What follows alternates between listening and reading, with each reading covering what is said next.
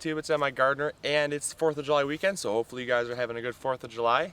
Hopefully you guys are safe and sound now that Michigan, you can light off fireworks. We had our awesome fireworks festival last night, had our whole family up. So the festivities are over and things are kind of calming down.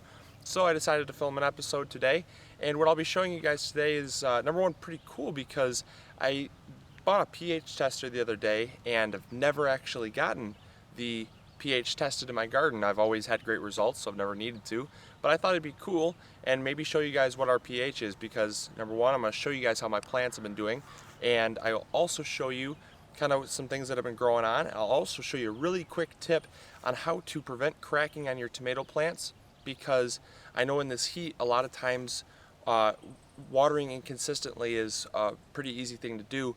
So when you're in this hot weather like that and you can't water all the time, a very common thing is cracking, because you water and then the tomato itself can't keep up with the amount of water you just put in the plant, and then it'll end up cracking and then you just ruined your fruit right there. So I'm going to show you how to fix that, or at least prevent it. It might still happen a little bit, but for me, I don't have a single cracked tomato, and I've been doing it ever since I started. So I'll show you that, and I'll bring you guys in close, so stay tuned. Alright, so I'm going to be testing my pH, and they say to stick it in muddy soil and just rotate it for about 30 seconds. And I'm going to see what my pH is. It has to be about a muddy consistency, they said. And you just kind of rotate it in there. I've never had my soil tested before, so I don't know if this is even going to turn out. So I'm expecting it to be probably about 6.5 to 7. The optimal is about probably 5.5, but I've never actually tested my soil, so I don't really know what I need. So as you can see, my pH is still dropping, but it's looking pretty good actually. That's about 5.6. About 5.5, 5.6. So actually, it's way better than I thought. That's pretty cool. Alright, now I'll show you guys how to keep your tomatoes from cracking. Alright, so basically what this is from Extreme Gardening. Anything will work though. This is just simply because it's a calcium foliar spray. Now the beautiful thing about using, this right here is a calcium bicarbonate or calcium carbonate. It's pretty much baking soda. The baking soda is used not only as a fungicide, but as a calcium supplement. And I just measured about a tablespoon to a tablespoon and a half. Really, it's not that big of a deal. I'm not going to be too picky about it, because you really can't hurt it. It's all organic. It's the miracle behind using calcium to spray your tomato plants is calcium is used by the plant cell to actually add some rigidity or structure to the cell of the plant. So naturally, when you add some rigidity to, if you spray it on the fruit of the tomato, which is what I'm going to be doing, it's going to increase the rigidity of the tomato itself, and it's going to prevent it from cracking. It's going to have a little bit more elasticity to it, and so I just put it in my sprayer here. And like I said, if you're using a baking soda, you're definitely going to want to measure it out properly, because you can burn your plant if you use too much baking soda. But if you're using just a calcium carbonate, like I'm using from Extreme Gardening, you really can't overdo it too much. So what I'm going to do is, I'm just going to find some fruit, like over here on my McDonald's Delight plants. The McDonald's Delights are getting very, very decent sized fruit. As you can see, they're about ready to turn almost, but they are about the size of apples. They're huge, huge fruit. So what I'm gonna do is I'm just gonna pump this up nice, and I'm just gonna spray them down with this calcium bicarbonate. You can also take the sprayer and just spray the leaves, because it's also going to work as a preventative for different funguses and stuff, and it's also going to help the leaves because, like I said, pretty much any plant cell will be able to benefit from using this calcium. So now I just sprayed those. I'll get back and do those later. I'll show you some more tomato plants. Alright, so we're here with the celebrities. And as you can see here, also extremely large tomatoes. Very beautiful tomatoes. I would hate to lose them. And so what I'm going to do, same thing, just spray them down. It's not going to hurt them at all. And it's actually going to help benefit the plant, benefit the tomatoes.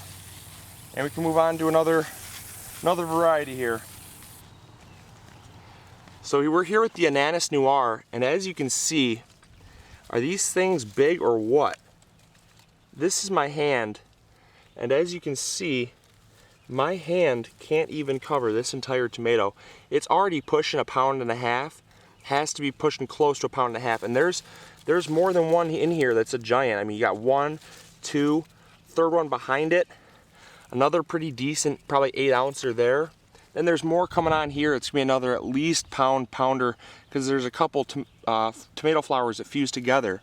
So I'm gonna spray those. I'm gonna show you down here really quick another giant that I've been watching for a while that I really hate to lose. This one right here is already 1.5 pounds, probably close to 2 pounds, and I can't even get my whole hand around this tomato. It's huge. This tomato was, as you can see, 1 tomato, 2 tomatoes, 3 tomatoes, all fused together, and there might even be a 4th one in there somewhere, but as you can see, this is just a monster of a tomato. Really, actually not too cat-faced on the bottom. So, you know, I'm just spraying all these down because everything will be able to benefit. Alright, so we're here with the Big Rainbow. And as you can see, this clump right here is about as big as you can get. And these are just the most gorgeous tomatoes. If you saw my last episode, they were a bit smaller than this, but this one's getting nice size. And they're a little bit flatter of a tomato. They're not too thick, but they definitely make up in size, in radius wise. So either way, it's going to be a pretty delicious tomato, I think. I have never tried it, but it looks like it's going to be a winner for sure. So we're going to get these sprayed so these don't crack.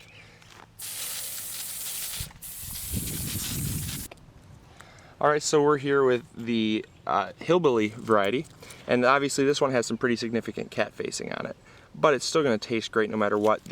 I think these were about 3 tomatoes that fused together. This is going to be a nice bicolored tomato, some yellow streaking, and then some red streaking, being the dark green, I believe. But these will crack very easily because they're cat-faced. But like I said, none of the tomatoes we ever have here crack. So I'm just spraying them all down with this foliar spray, all organic. And like I said, you know, everything I do, you guys do not have to do. Obviously you saw before that I obviously have almost perfect pH. Could be maybe a little bit better, but basically perfect pH. And plants are obviously a direct reflection of that and the nutrients. So everything I've done, you could definitely emulate or just try on your own, and you could probably get very similar results. Obviously, I'm going to warn you that the climate is going to affect your results as well. Some varieties don't do as good in cold climates. Some varieties don't do as good in hot climates. I've pretty much got all these varieties based on their performance in a cooler climate, so I can get a fast ripening tomato that does well for me. So now I'm going to show you another tomato variety that's been doing pretty good. Alright, so as you can see here, we're here at the Moneymaker, and this clump probably has close to 30 tomatoes in it, and I mean it's just they're all thick down here. But if I show you this one right here, this tomato is actually the size that they should be getting. about 5 to 6 ounces. Not a overly large tomato, but still very sizable. And that's the size that all of them are going to be getting. So as you can imagine, this clump right here is going to be just gorgeous, gorgeous once it starts to size up. But they're all kind of just starting out right now. So I'm excited. I'm going to be spraying all of these too as well. Once I get done, I'm gonna be spraying all of them. I'm just going through the varieties and showing you guys what's been doing really good.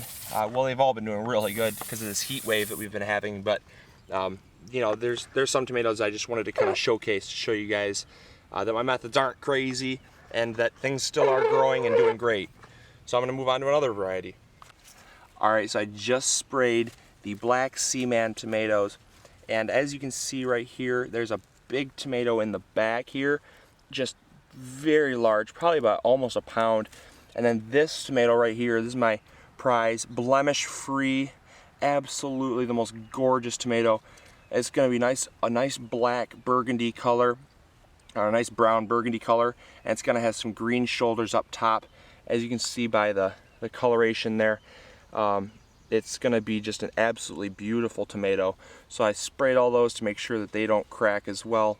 And it's also going to prevent some blossom end rot in case I have a calcium deficiency, which I'm not too concerned about because I did put lime, gypsum, and eggshells in my starter mix. So that should keep them. But as always, I mean, this is just an added preventative, so it's not going to hurt them at all.